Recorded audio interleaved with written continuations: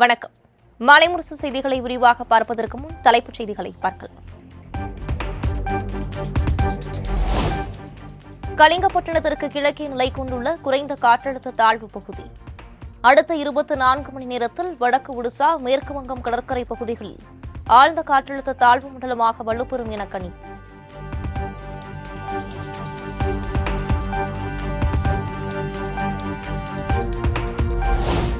தென் தமிழக கடலோர பகுதிகள் மற்றும் அதனை ஒட்டிய குமரிக்கடல் பகுதிகளில் 55 கிலோமீட்டர் வேகத்தில் சூறைக்காற்று வீசக்கூடும். 30 முதல் 40 கிலோமீட்டர் வேகத்தில் வலுவான திரைக்காற்று வீசக்கூடும் எனவும் வானிலை மையம் அறிவிப்பு.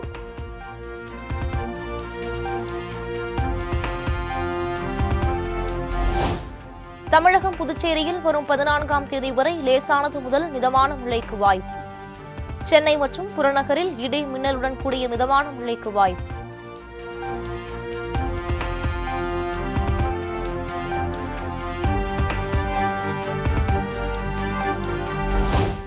எண்ணூர், நாகை, புதுச்சேரி உள்ளிட்ட 9 துறைமுகங்களில் 1ஆம் எண் புயல் கூண்டு ஏற்றம். மீனவர்கள் மீன்பிடிக்க செல்ல வேண்டாம் என எச்சரிக்கை.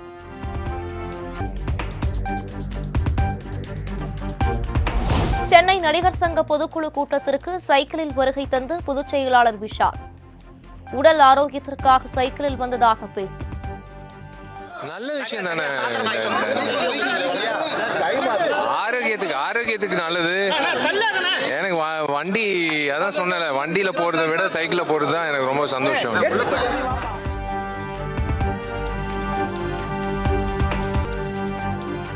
நடிகர் சங்க கூட்டத்தில் கமல், ரஜினி கலந்து கொள்ளாதது ஏன்? நடிகர் சங்க தலைவர் நாசர் விளக்கம்.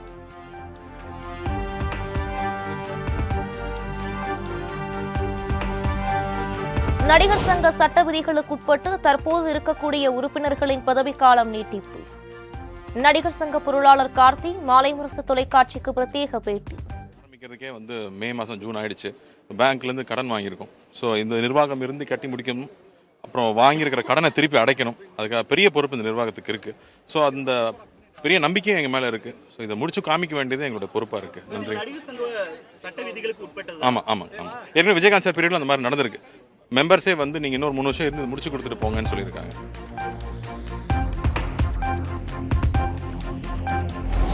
பாலியல் புகார் தொடர்பாக நடிகர் சங்கத்திடம் தெரிவிக்காமல் நேரடியாக மீடியாக்களில் சொல்லக்கூடாது. விசாகா கமிட்டி தலைவர் ரோஹிணி பேட்டி. இந்த கமிட்டியில இருக்கும். அப்ப எங்களுக்கு ஒரு புகார் கொடுக்கறதுக்கு ஒரு நம்பரையும் அனுப்ப போறோம். அதே மாதிரி இமெயில் ஐடியும் உருவாக்கி இருக்கோம். இது இந்த நம்ம சங்கத்துல இருக்கிற உறுப்பினர்களுக்கு எல்லாருக்குமே அனுப்பப்படும். மிக முக்கியமாக பெண் உறுப்பினர்களுக்கு அனுப்பப்படும். உடனடியாக நீங்க இந்த நம்பருக்கு தெரிவிச்சீங்கன்னா அதை எடுத்துக்கிட்டு ஃபர்ஸ்ட் உங்களுக்கு உதவுறதுக்கு நாங்க இருக்கோம் அப்படின்றத தெரிவிச்சுக்கிறோம்.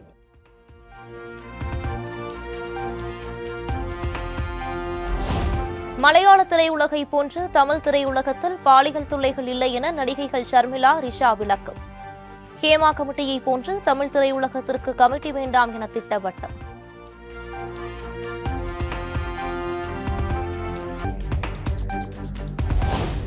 விஜயின் தமிழக வெற்றிக் கழகத்தை அரசியல் கட்சியாக அங்கீகரித்தது இந்திய தேர்தல் ஆணையம். தடைகளை தகர்த்தெறிந்து கொடி உயர்த்தி கொள்கை தீபம் ஏந்துவோம் என விஜய் சூளுரை.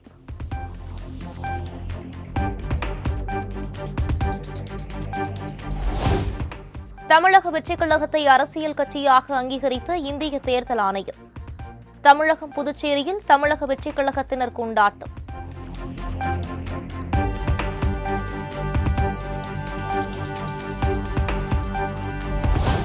தமிழக வெற்றிக் கழகத்தின் முதல் மாநில மாநாட்டிற்கான ஆயத்த பணிகள் தொடங்கியுள்ளதாக விஜய் தகவல். மாநாடு தொடர்பாக அதிகாரப்பூர்வ அறிவிப்பு வரும் வரை காத்திருங்கள் எனவும் வேண்டுகோள்.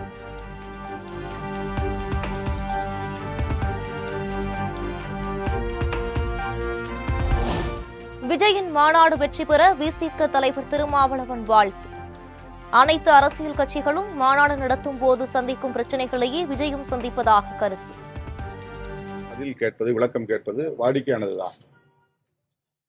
அதை அவர்கள் உரிய விடை அளித்தால் அனுமதிக்கப்பட்டு விடுவார்கள். இதில் அனுமதி மறுப்பு என்பதற்கு வாய்ப்பில்லை. எதை சொல்லி அனுமதி மறுக்க முடியும்? எனவே விஜய் கட்சி நடத்தவிருக்கிற மாநாடு அரசு அனுமதியோடு நடைபெற வேண்டும்.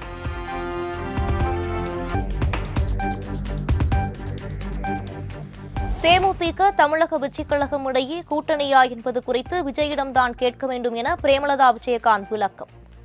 மாநாடு நடத்த அனைத்து அரசியல் கட்சிகளுக்கும் உரிமை உள்ளதாகவும் பேட்டி. சொல்லிட்டேன். இன்னைக்கு கேள்வி நீங்க விஜய்கிட்ட தான் என்கிட்ட கேட்கணும். விஜய்கிட்ட தான் கேட்கணும். ஏன்னா நான் எங்க கட்சி ஆரம்பிச்சு 20 வருஷம் ஆயிடுச்சு. அதனால அந்த கருத்து என்கிட்ட கேட்க கூடாது. எல்லாமே நான் சொல்லிட்டேன். இனி விஜய் பத்தி கருத்து விஜய்கிட்ட நீங்க கேட்கணும்.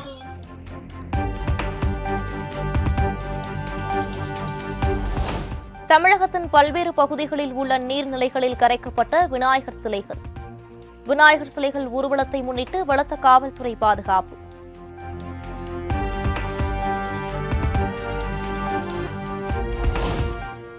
$69 விழுக்காடு இடஒதுக்கீடு ரத்தானால் தமிழகத்தில் கலவரம் வெடிக்கும், திமுக ஆட்சி கலையும் என பாமக தலைவர் அன்புமணி பேட்டி.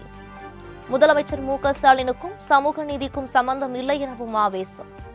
அதாவது அவங்களுக்கு சமூக நீதி உணர்வு இருந்ததுன்னா திமுகவை அவங்க வலியுறுத்தி இது வன்னியர் பிரச்சனை மட்டும் கிடையாது, இது தாழ்த்தப்பட்ட சமுதாயம் பிரச்சனையும் சொல்லி.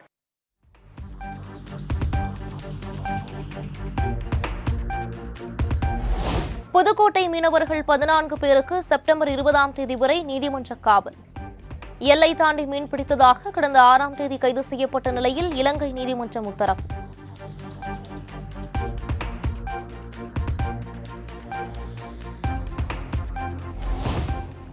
அமெரிக்க வாழ் தமிழர்களுடன் இருப்பது தமிழ் மண்ணில் இருக்கக்கூடிய உணர்வை தருகிறது. சிகாகோவில் அமெரிக்க வாழ் தமிழர்கள் மத்தியில் முதலமைச்சர் மு.க.ஸ்டாலின் உரை.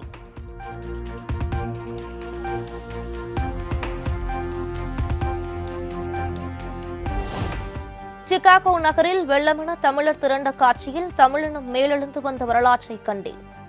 புலம்பெயர்ந்து புலந்தெழுந்த தமிழர்களின் நல்வாழ்வு நாளும் சிறக்க வாழ்த்துக்கள் என முதலமைச்சர் மு.க.ஸ்டாலின் நிகழ்ச்சி.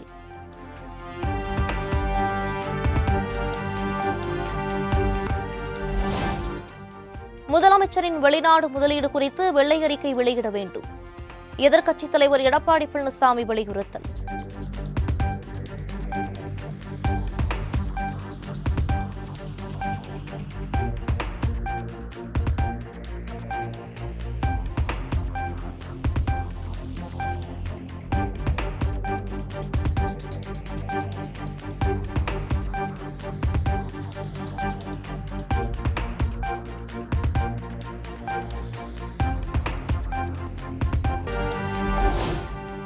ஈரோடு மாவட்டம் சென்னிமலை அருகே தந்தை மகளை கட்டி போட்டு 5 லட்சம் ரூபாய் கொள்ளை, பட்டப்பகலில் மர்ம நபர்கள் துணிகரம்.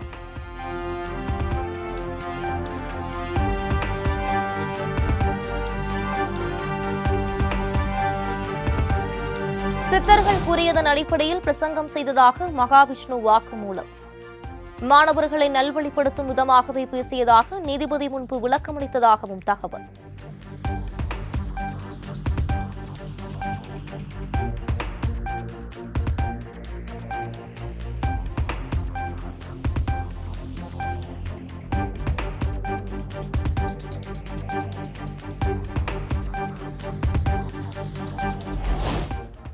திருவள்ளுவரின் கருத்தை பேசிய மகாவிஷ்ணுவை பயங்கரவாதியை போல் கைது செய்வதா? தமிழக காவல்துறைக்கு பாஜகவின் ஹெச் ராஜா கண்டனம். அவர் கர்ம வினை பற்றி முற்பிறப்பு இப்பிறப்பு அதில் செய்கின்ற நம் செயல்கள் நமக்கு தாக்கத்தை ஏற்படுத்தும் அப்படிங்கிற விஷயங்கள்.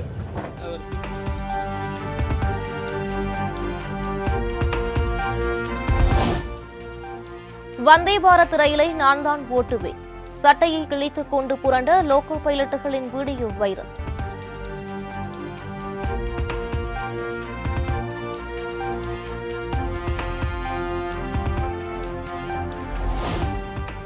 ராமநாதபுரம் மாவட்ட கடற்கரை பகுதிகளில் சுற்றுலா பயணிகள் கப்பல் சேவையை இயக்க தமிழ்நாடு அரசு திட்டம். ராமேஸ்வரம், பாம்பன், தேவிப்பட்டினம் உள்ளிட்ட இடங்களை உள்ளடக்கி சுற்றுலா பயணிகள் கப்பல் சேவையை இயக்க முடியும்.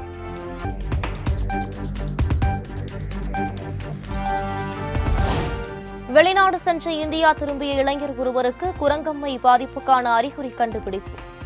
முன்னெச்சரிக்கை நடவடிக்கை மேற்கொள்ளப்பட்டுள்ளதால் மக்கள் அச்சப்பட தேவையில்லை என மத்திய சுகாதாரத்துறை அறிவிப்பு.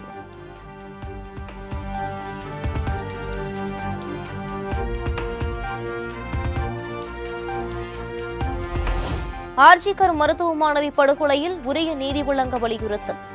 மேற்கு வங்க மாநிலம் கொல்கத்தாவில் ரிஷாவண்டி இழுப்போர், பொதுமக்கள் என பல்வேறு தரப்பினரும் அமைதி பேரணி.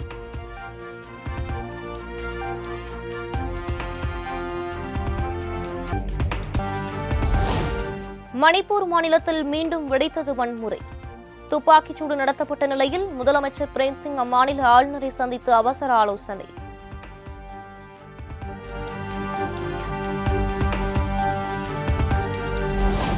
உத்தரப்பிரதேச மாநிலம் லக்னோ கட்டட விபத்தில் உயிரிழந்தவர்களுக்கு தலா 2 லட்சம் ரூபாய் நிவாரணம்.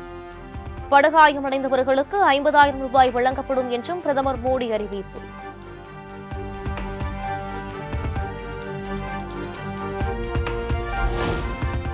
டெல்லி சட்டப்பேரவை தேர்தலில் உள்ளூர் வேட்பாளர்களுக்கு முன்னுரிமை அளிக்க வலியுறுத்தல். காங்கிரஸ் தலைமை அலுவலகம் முன்பு 100க்கும் மேற்பட்டோர் கைகளில் பதாதைகளை ஏந்தி ஆர்ப்பாட்டம்.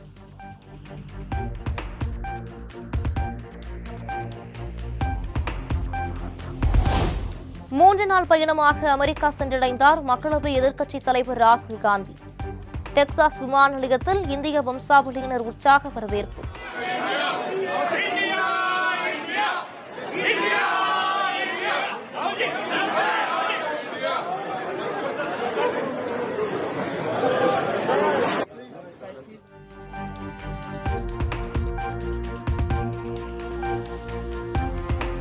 விவசாயிகள், இளைஞர்கள், விளையாட்டு வீரர்களுக்காக குரல் கொடுக்கிறார் ராகுல் காந்தி என மல்யுத்த வீரர் பஜ்ரங் புனியா கருத்து. காங்கிரஸ் கட்சியில் இணைந்ததால் தங்களை தேச விரோதிகள் என பாஜகவினர் விமர்சிப்பதாக காட்டம்.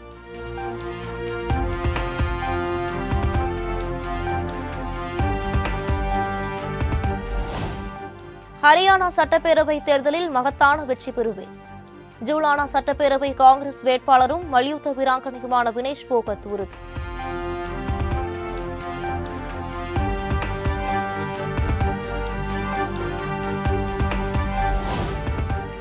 இரண்டு நாள் பயணமாக இந்தியாவுக்கு வருகை தந்தார் அபுதாபி பட்டத்து இளவரசர் ஷேக் கலீத் பின் முகமது.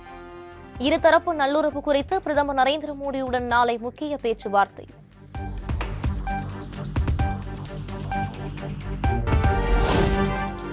ஜம்மு காஷ்மீரில் போலியான அச்சம் மூலம் இந்துக்களை மிரட்டுகிறது பாரதிய ஜனதா.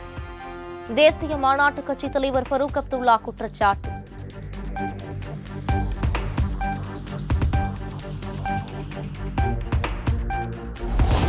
சர்வதேச கிரிக்கெட் போட்டிகளிலிருந்து ஓய்வு பெறுவதாக இங்கிலாந்து வீரர் மொயின் அலி அறிவிப்பு. இந்தியா இங்கிலாந்து T20 உலகக்கோப்பை அரையிறுதிப் போட்டியே மொயின் அலியின் கடைசி சர்வதேச போட்டியாகும்.